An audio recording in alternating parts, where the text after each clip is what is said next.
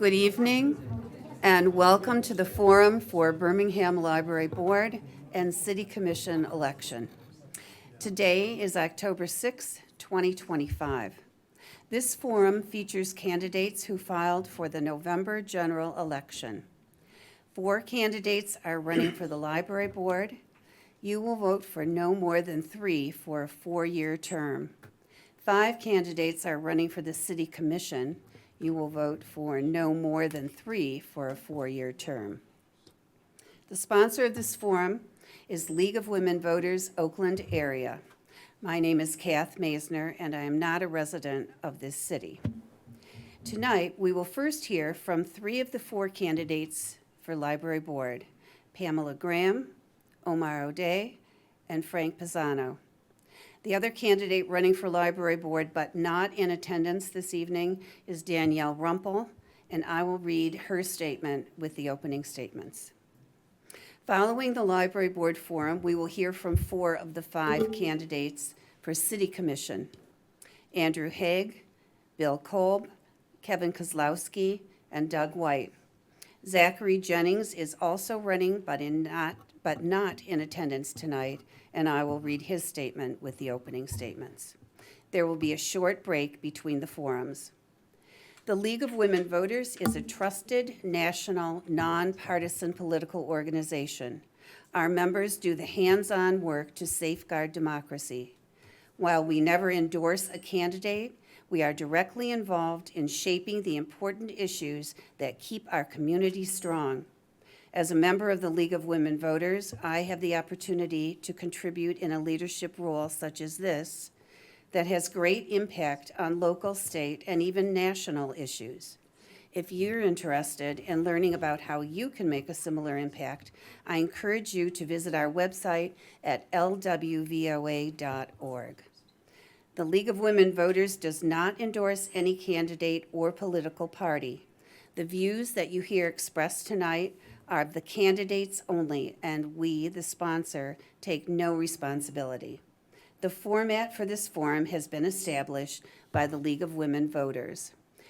As we begin this forum, we ask that the audience and candidates turn off your cell phones. The recording of the forum is copyrighted to the League of Women Voters 2025. Personal recording and pictures are not allowed. Candidates will answer questions with their own views only and not interrupt another candidate. Questions are asked to all candidates and do not single out any one candidate. All questions are submitted by the audience, and they're screened for duplication and appropriateness by Tina Burry and Mary Schusterbauer. Our pages are circulating in the audience with paper and pencils for you to write down your questions. Please turn in your questions to our pages. They are Angelica White, Lois McDonnell, and Kathy Droz. Our timer tonight is Nicole Sherwood. The format for our forum is as follows. All candidates are given 1 minute for opening statements in alphabetical order. Candidates have 1 minute to answer each question in rotation unless the time is extended by the moderator. All candidates will be allowed equal time to answer questions. Closing statements will be 1 minute in reverse order. As we begin the forum, we remind our audience to turn off your cell phones, please remain silent, and hold your applause until the end of the forum. We begin with opening statements from our library board candidates, and Pamela Graham will begin. Thank you. Good evening. Hello, I'm Pam Graham. I love the Baldwin Library, and I have the skills, experience, attitude, and time to serve effectively on your library board. My engineering career as an automotive emissions specialist taught me to solve problems with data, with teamwork, and persistence. I was the trainer of my company for problem solving globally. I've learned that you should measure what you want to improve and that collaboration leads to lasting, impactful change. I'll bring that to the library. Your City Commission appointed me to serve on the Birmingham Parks and Rec Board, the Ad Hoc Senior and Recreation Committee, and the Public Arts Board. Through this service, I've seen how government committees work, and I've worked with staff on how to engage the public in the decision-making. I helped pass a park bond that transformed our park and ice arena, with more to come.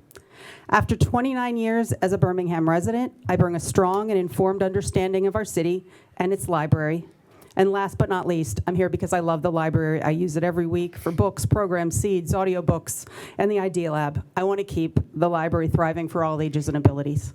Thank you. Thank you. Mr. O'Day? Thank you. Good evening, everyone. I'm Omar O'Day.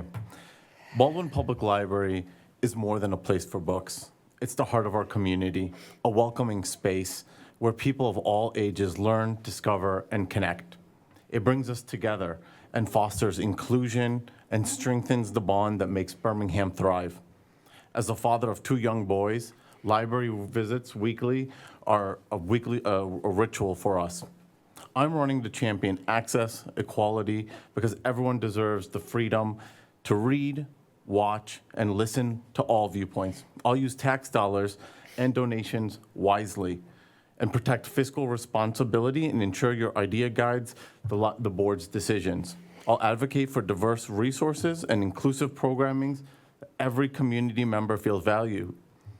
Baldwin deserves a bold future, and I'll work tirelessly to help our library grow with innovation, excellence, and heart. Thank you. Thank you. And Mr. Pisano? Oh, good evening, everyone. I'm Frank Paisano, and I'd like to start out thanking the League of Women Voters and the Baldwin Public Library for hosting tonight's forum. My wife and I have been proud to call Birmingham home for over 30 years, and we've raised our 2 daughters and built lasting connections in this wonderful community. It's truly been an honor to serve as a Baldwin Public Library trustee for the past 4 terms.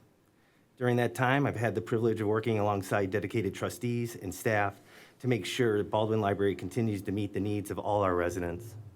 I'm especially proud that we helped create a service contract with Bloomfield Hills, added curbside book drop that our residents requested, and we completed a 3-phase building renovation that made Baldwin Library ADA compliant, with all the projects finished on budget.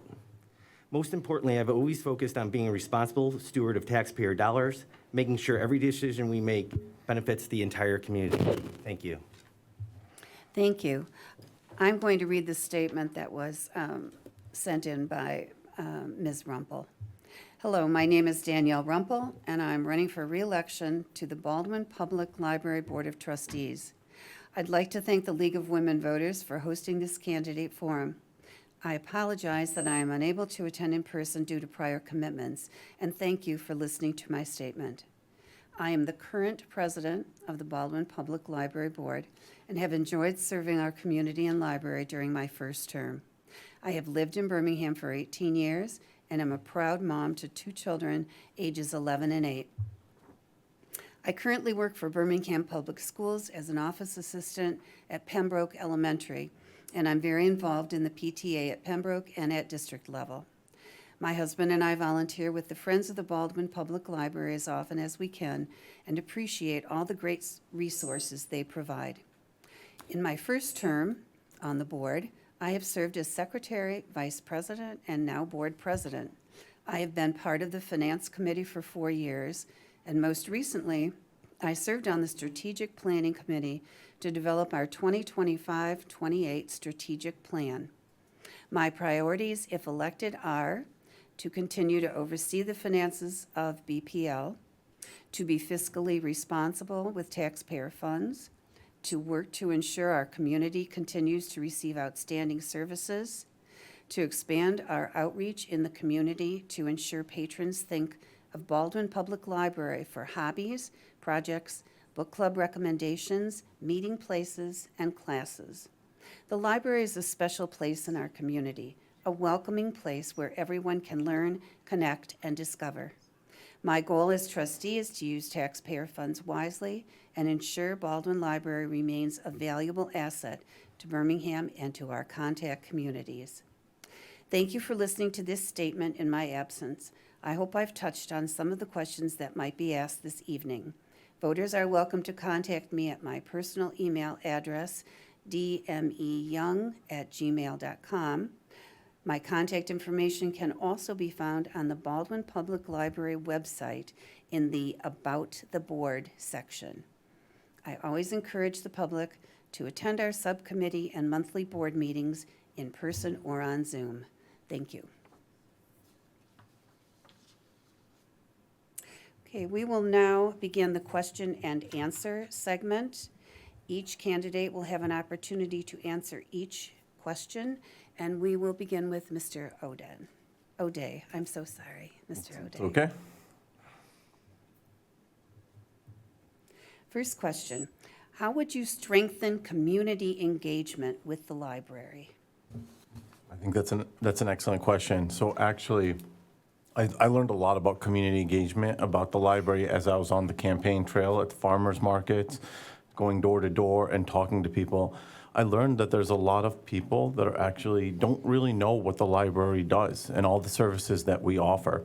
There are some that do, obviously, things like the Idea Lab are loaded up.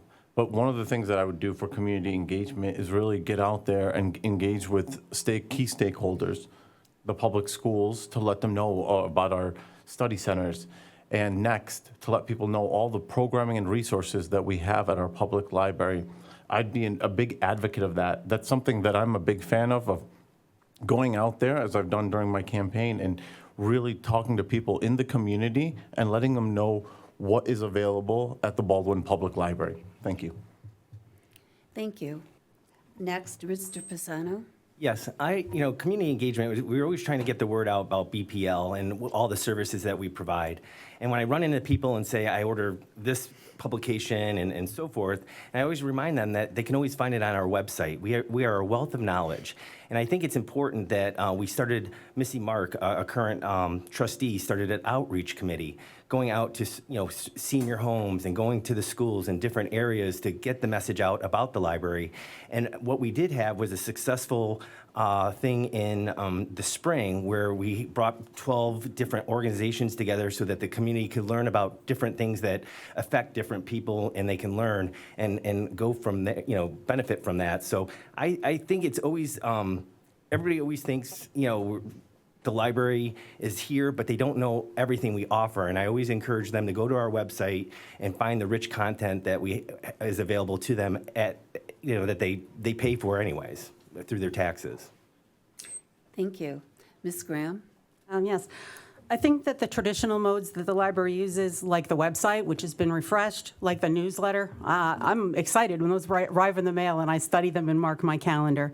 But I think the key to engaging more citizens is to get out to them where they are, engagement and outreach. I think the best way for us to expand programming is to do partnerships with others in the community that are engaging. The schools, as Omar mentioned, next, the seniors, and really other, the parks, other entities in the community. So I'm thinking that engagement is important. Thank you. Next question, and we'll begin with you, Mr. Pisano. How will you keep Baldwin innovative in a digital age? When we were doing the 3 phases of renovation at the library, we knew that the library was always ever changing. And we wanted to make the space, compatible, so if something would come up, that we were able to pivot and address those needs. So I think, when we brought in the Idea Lab and we had a computer lab next door, and we really realized that we weren't really in the computer business, we expanded it to the Idea Lab, and that's been explosive. So I feel, by, having a space that we can be creative and have our staff go out to different seminars and bring different ideas from all parts of the country that we're able to implement, and we have the space to do it and pivot and be flexible rather than an older traditional library. Thank you. Ms. Graham? I think that the library can continue to be innovative and expand its role as a center of creativity, innovation, creation. I think giving budgets to buy things is great, but it's the staff that's key, the staff that can help you learn and find those books and use those resources. I envision the library offering more hands-on experiences to inspire lifelong learning. I really believe in the value of physical books and media, but as books and periodicals move more and more online, I think that the importance of this library as a civic commons, a place where people come together for lifelong learning and to create things, will establish the role for the library in the future. Thank you. Mr. O'Day? I think I have 2 points on how to move us forward in the digital age. One, continue to expand the Idea Lab. I think the Idea Lab is our best kept secret. Well, maybe not so well kept because it's a lottery to get in there and people from other communities are using it. But on the flip side, we all love those hard books, but at the same time, younger people want access to digital books. And right now, our library gets our digital books through a Michigan statewide consortium. And honestly, if you try, it's not a seamless experience because those books could be checked out for 2-3 months before you're able to do it. You can't just show up. I would try to champion trying to negotiate with those book publishers and others to get more access for libraries at better rates so that more libraries have access to digital services. We shouldn't be having to wait 6 months to a year to check out a digital book. We really need to move forward in that sense. Thank you. Thank you. Next question, and we'll begin with you, Ms. Graham. Okay. And by the way, I should have mentioned earlier, but if anybody needs a question repeated at any time, just feel free, okay? What will you do to make sure all patrons feel welcome at the library, and how does that affect staff as well? I think that the library coming out of COVID times and through the remodeling projects, access to the library has been difficult through some of that, and maybe some groups have drifted from meeting at the library. I think we're in the best position ever now with the new remodel and the welcoming interior and circulation and access to the staff. So I think that outreach is the way I would welcome more groups to the library. I think what the library already does to make books available for diverse groups and promote things and offer a variety of programs is really appropriate, and they should continue to do that. Thank you. Mr. O'Day? I think that the library, inclusiveness and people feeling welcome, it's not a trend for libraries. It's a core value for us that everybody feel welcome, no matter age, race, any group should be welcome in the library, and they should have access to whatever books they want. I'm a big subscriber of the ACLU and things that are happening on the ground, and we recently updated, I'm not sure if everybody knows, but this is the banned book week, and there are many people looking at what books are banned, but I bet it's best said in the words of Anaya Karashi, West Bloomfield Jr., who said, "When people ban books, it really scares me because that's how we learn things. This is how we pass information on. It's how we preserve our history. It's how we learn our injustices. That's how we have to be empathetic and compassionate and curious about other people."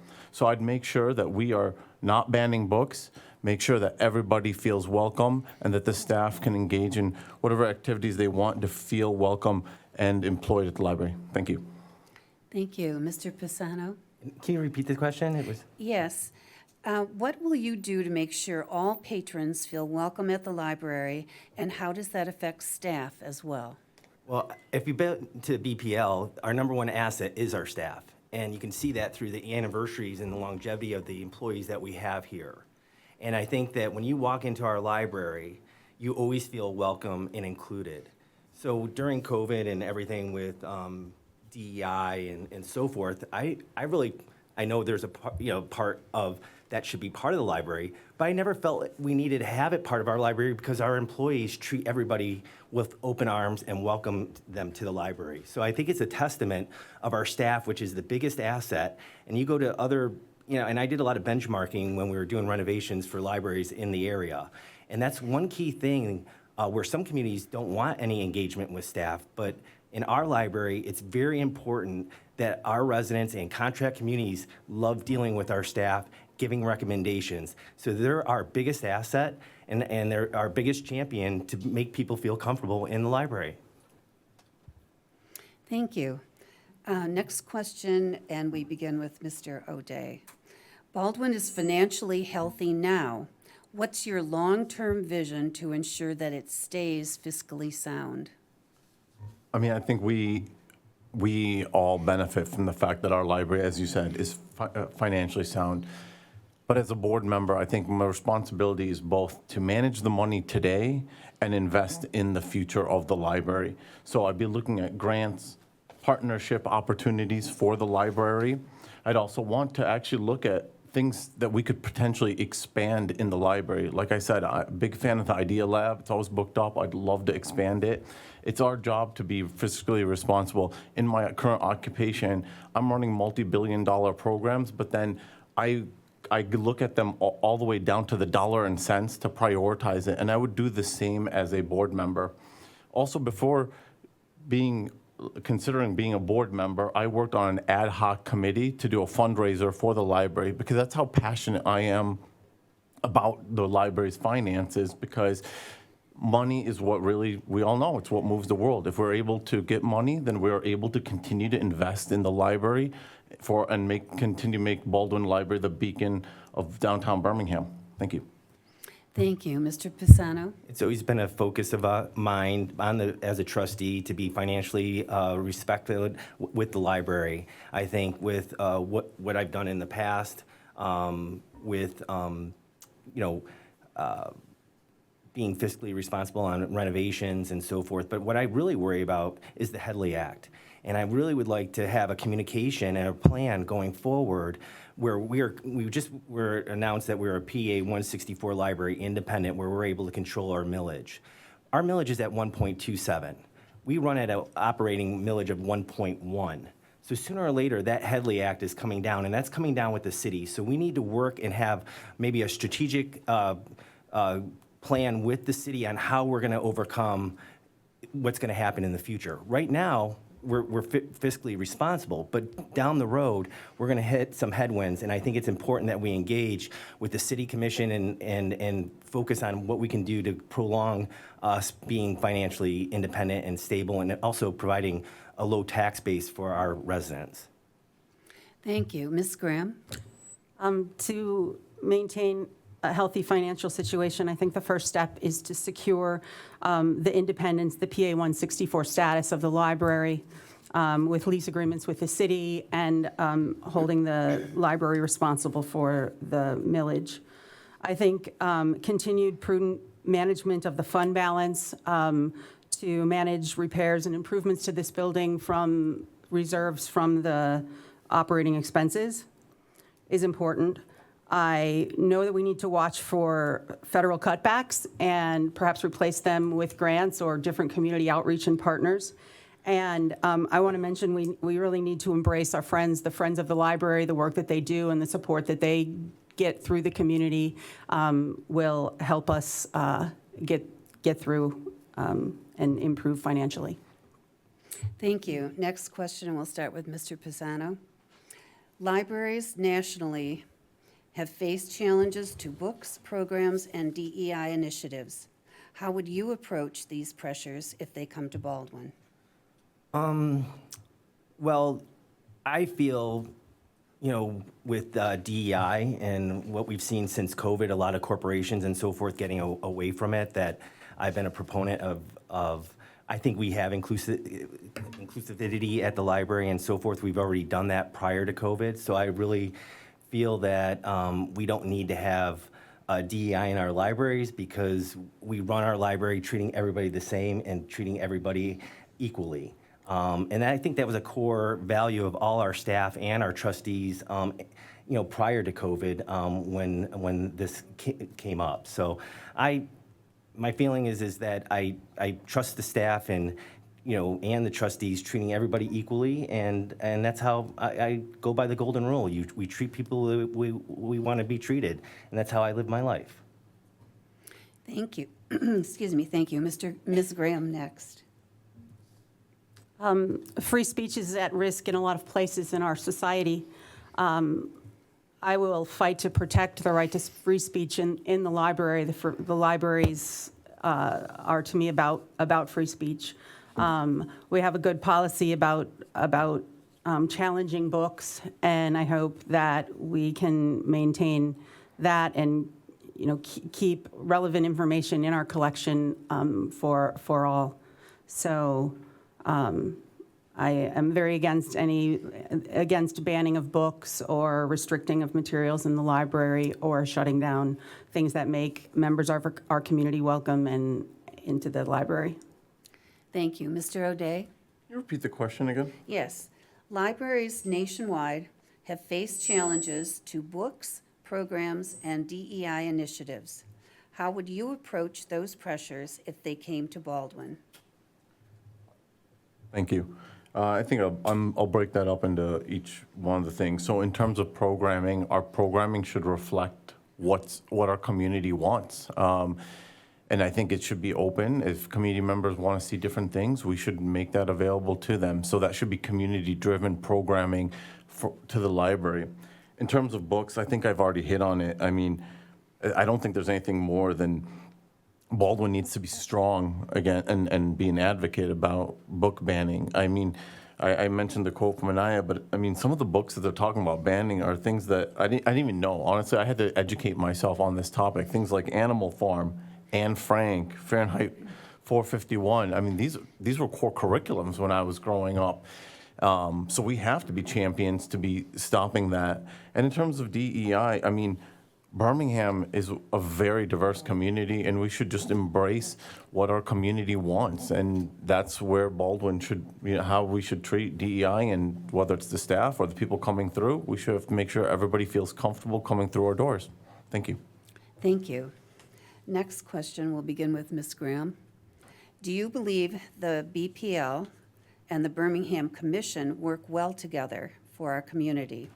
If yes, can you explain why? And if no, how would you improve? Want me to repeat that?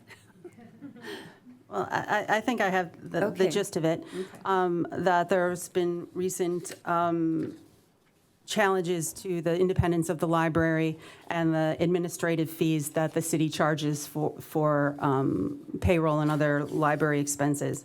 And I'm encouraged by a meeting happened last Monday and was reviewed with the board in a special board meeting on Friday, that progress is being made. And I think that that's very important for the library and the city to work well together. They're so close, and I can't see them sending threatening emails anymore. They need to talk and meet. I do have some concerns over the current situation. I'm happy that the library, the negotiations seem to be that the library can have some independence, yet the library employees can maintain city benefits. However, as a taxpayer, I'm concerned that I might pay for it twice if the staff in the city who were doing the payroll and providing HR services to library employees kind of lose that contract. We need to make sure that they're redeployed, or I pay a good private fee at the library and I pay for the city employees who are still there, able to provide that service. Thank you. Thank you. Mr. O'Day? So not being a current board member, I don't have a lot in terms of what's happening specifically on this topic. What I do know is what's in the public space. In the public space, I've heard some of the same things, the battles on healthcare and everything, and that's being sorted out. What I can commit to is, if I was a board member, to work with the city commission to have a good relationship. I mean, in my occupation, I work in very, very contentious situations where we diffuse both international situations and local situations. I think I can handle working with the city commission and make sure that we have a good, productive relationship between the library and the city, because I think at the end of the day, all we care about is moving Birmingham forward, both the city, the library, in the best possible way. And I'd reach out to the city commission and make sure that we can find common ground and not end up in these situations where there's this battling. That is one of the things that, I mean, when I first ran for this, a lot of people would tell me, why do you want to do this? There's all this infighting. My goal is to try to minimize as much of that and work with my fellow commissioners. Thank you. Thank you. Mr. Pisano? When I was first elected in 2009 on the library board, it was a very contentious time with the city and the library, between the city manager and the library director at the time. During those years, I was a champion about communication and building a bridge with the city commission, because I worked with many commissioners over the years to try to get things accomplished at the library. One maybe bringing in a book sorter or book checks out, and we needed to get approval from the city commission and build their trust. And finally, I think we built their trust in 2015 when they gave us the go-ahead to do the renovation projects that lasted 9 years. We've had a very good working relationship with the City Commission. I think it's the most important thing, especially going forward with the Headley Act and so forth.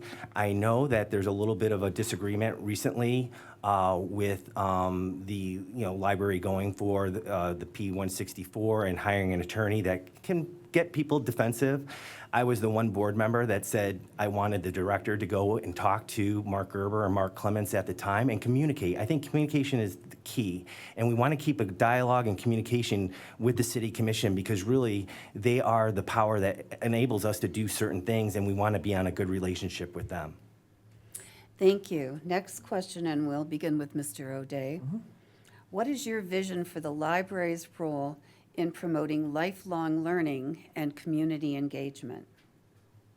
So I think the library is, that's a great question. The library's role is really to be the beacon of the community, both from lifelong learning as a father of two. My kids are in here every Sunday and Saturday. I have a son that's 2 years old and 5 years old, and we've expanded the children's area, and it's been a great spot for us. And likewise, having programming for young children, and then same thing with having the resources for our teenagers and young adults.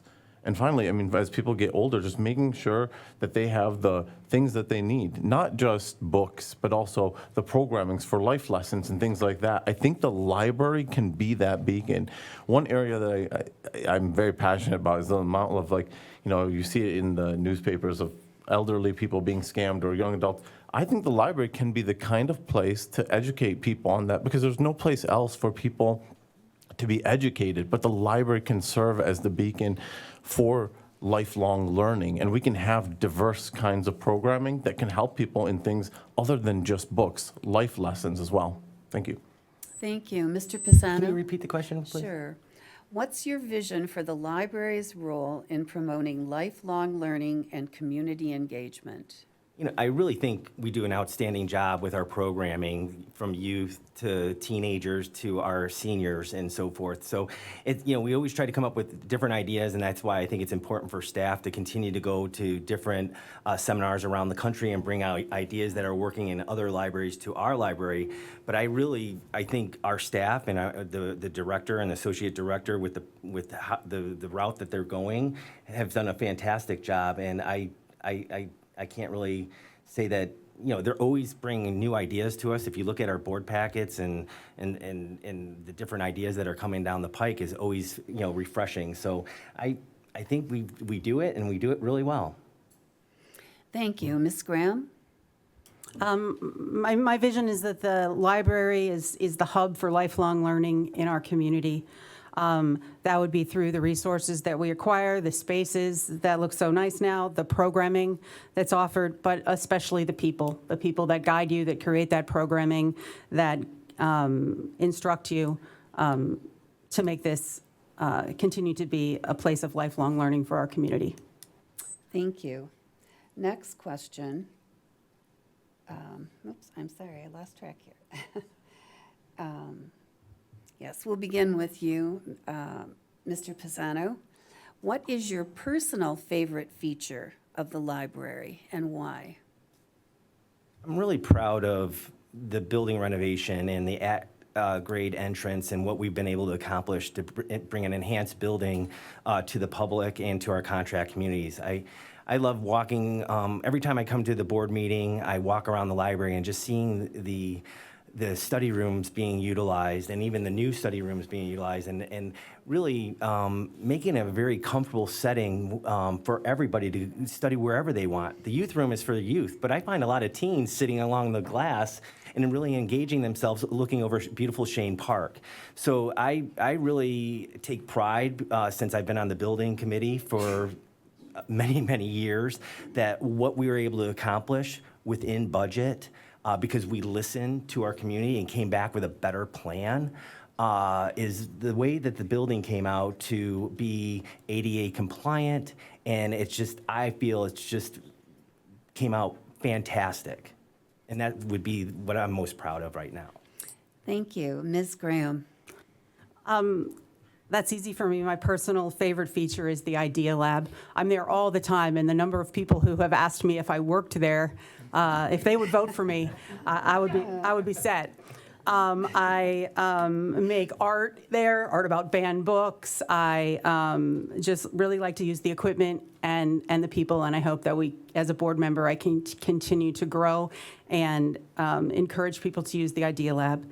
If my campaign of being at the farmer's market and knocking on doors does nothing but give people a pencil that I was proud to make in the Idea Lab and tell them about all the good things that are happening here, it will be a well-served campaign. I will be happy. Thank you. And Mr. O'Day? Yeah, I mean, I think I've said it like 5 times already in my questions here. I mean, I think the Idea Lab are really a secret. I was telling my wife the other day, one of my friends who lives in another city, Rochester Hills, was just talking about how amazing the Idea Lab in Birmingham is. And, you know, maybe that's one of the things that is causing it to be such a long lineup to use this thing. I think it's our best kept secret, but I also think it's one of those things that we can continue to expand on. It's obviously it's being utilized so much. I'd love to see Idea Lab 2.0, if we even have to get another building or something to expand it and continue to grow it, as well as potentially adding things to it, like a recording studio for young adults or things like that, just to continue the Idea Lab to. It's great for print service, it's great for 3D printing, it's great for all this stuff you talk about, making t-shirts and buttons and all that, but why don't we take it to the next level? We are Birmingham after all. Thank you. Thank you. Next question, we'll start with Ms. Graham. What are your thoughts on having a speaker series drawing on the expertise available at universities in the area? I think that having a speaker series, not just speakers at the university, but authors, having bigger programs that engage a lot of people would be good. And I'm hopeful that this room isn't big enough and we have to partner with other people in the community house or in our schools. So I'm very eager to bring in speakers. I think that we used to have them years ago, but during renovations, it was difficult to find space, and during COVID, it was impossible to gather. So I look forward to having speakers back in our programs. Thank you. Mr. O'Day? And I think I touched on this earlier. I'm a big advocate of bringing people in, not just from the universities. I mean, it's great to bring people in from universities and teach us things, but I think entire speaker series on, we were starting to do this actually at my company for young people, teaching people about investments, teaching people about 401ks, teaching people life lessons on how to manage things. I mean, even basic things. I mean, for young adults, you know, how to stay fit, how to stay healthy. I mean, these are all life lesson things that could be great things in the library, not just on political topics or the usual things that you can read about, but I'm open to all kinds of speakers coming to the library and having a very strong series that people know there's always someone available here to learn new things, because I think continued education, no matter what your age, is paramount to people's success in life. Thank you. Mr. Pisano? Yeah, I would agree bringing on speakers to the library, but we already do it. If you look at our programming and how many speakers come in on a monthly basis, we've done a fantastic job. I know, you know, with authors coming in, and that was a little bit of a slowdown since COVID, but now that things are picking back up, I think we have rich content of speakers coming in on different topics, and you can see that on upcoming events in the board packet every month. So we're already doing it. So I feel we're doing a great job, but if we can do more, I would approve of that. Okay, thank you. Next question will begin with Mr. O'Day. Can you narrow down your top 3 priorities for the library? Yeah, First priority, obviously, as a board member, is going to be finances. Everything that's going on, I think we're going to have to really prioritize what we do with funding, both current and future. That's going to be a big priority for me. The next priorities are really going to be about growth. I am going to have priorities around what can we do. One thing that I'm a big advocate for that I was, that's why I was on that ad hoc committee, is getting a generator for the library. As you know, if you live in Birmingham, if you don't have a generator and winter comes, we lose power quite a bit. And when the library loses power, it's not a great thing. I'd love a place to be where people can come and charge their phones and be warm when they don't have that at home or still want to study because things are still going on. The other things I would just look at are continuing to make sure that Baldwin Library stays a diverse place and open space for everybody to come in and enjoy the place. Thank you. Thank you. Mr. Pisano. Yeah, the first thing I would like to do, and it's been very tumultuous this year, is really finalize on an administrative contract with the city. I like to see that taken care of, and I want to see it amicable. And we're going to continue to work with the city to move the library forward, and that's the most important thing. And re-engage and have communication with the city manager and the city commission on being one team going towards the goal of making Birmingham still a great city that it is. I want to tag along with what Omar said. I think a generator in the building would be a big priority of mine, so that if it's a heating and cooling a space, I think that would be a priority. And then also set up a strategic plan on how we're going to deal with Headley going forward, because that's going to definitely detriment our finances and how we operate going forward.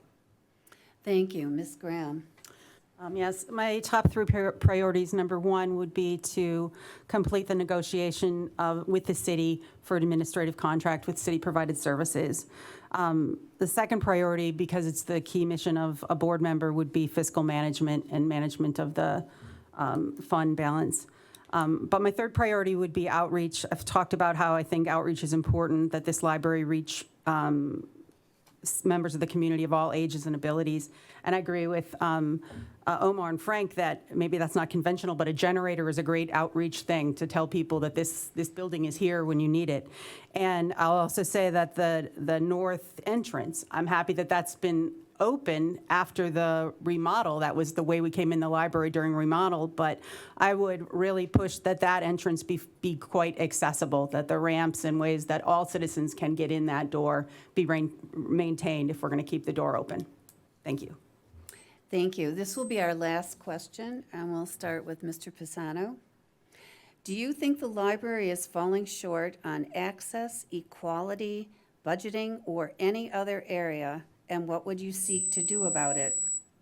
No, I don't. And I think our director is doing a great job with handling those situations. And I feel very comfortable where we're at right now. So I have nothing more to say on that. Okay, thank you. Ms. Graham. I don't feel that the library is falling short. I love the library, but I would listen to citizens and work with the library staff to see if there are ways that we can improve and things that I can understand as I'm more active in that space. Thank you. And Mr. O'Day. I mean, I guess there's three things: said access, equality, and budgeting. I mean, access. The Baldwin Public Library is a fantastic place. I mean, things I'd like to see changed there personally. I mean, again, that's not me as a person. I'd love it to be open a little bit more, especially on the weekends. But overall, I think it's a great library, especially in the sense of equality. I've never felt. I think Baldwin is just such an amazing library. Every month, especially when you get into the kids section, you're always there. Whatever the thing that's happening, African American Month, Hanukkah, whatever it may be, we're representing all the voices of the community right there by the fish tanks. I absolutely love that. And in terms of budgeting, I mean, I'm just not close enough as a non-board member, somebody that's trying to run. But I mean, obviously, we have to constantly be looking at priorities and looking at what we can afford, especially with the financial headwinds looking forward. But other than that, I mean, Baldwin Library is just an amazing place. Thank you. That concludes our time for questions. and candidates will now have 1 minute to make a closing statement in reverse order of the opening statements. So we'll begin with Mr. Pisano. I just want to thank everybody attending tonight. I didn't touch on it, but the Baldwin Public Library, the trustees have never banned a book here at the library, nor was it a discussion. We want open reading and equality for everyone. So I'm sorry I didn't touch on it, but I think we've done a great job because we just don't do that here, and we want open access for everyone. And I just want to, would like the privilege to serve, I would like the privilege to continue serving on the Baldwin Public Library Board, and I would sincerely appreciate your vote on November 4th so I can continue giving back to the city that I love and I live in. Thank you. Mr. O'Day. Thank you so much. First of all, thank you for inviting me here and letting me talk in front of everyone here. So for me, serving on the library board is more than just loving books. It's about stewardship. Our responsibility is to represent the taxpayers by approving budgets, supporting our director and staff as they carry out Baldwin's strategic plan. At the same time, we know libraries face nationwide pressure from book challenges to funding threats. While Baldwin hasn't faced these obstacles yet, as we've addressed today, we have to stay vigilant. I'm committed to keeping Baldwin Library fiscally sound and welcoming. And I believe that we can think bigger. Our library can be a safe haven, a place where neighbors can come, stay warm and cool, which I mentioned before, and connected when the power goes out. That's the future I see. Baldwin is a welcoming space in every circumstance, and I'd love to be elected to the library board. Thank you. And Ms. Graham. Thank you. Thank you to the League of Women Voters for making this forum possible. Thanks to the audience, especially the friendly faces that I've seen around town and seen at other meetings.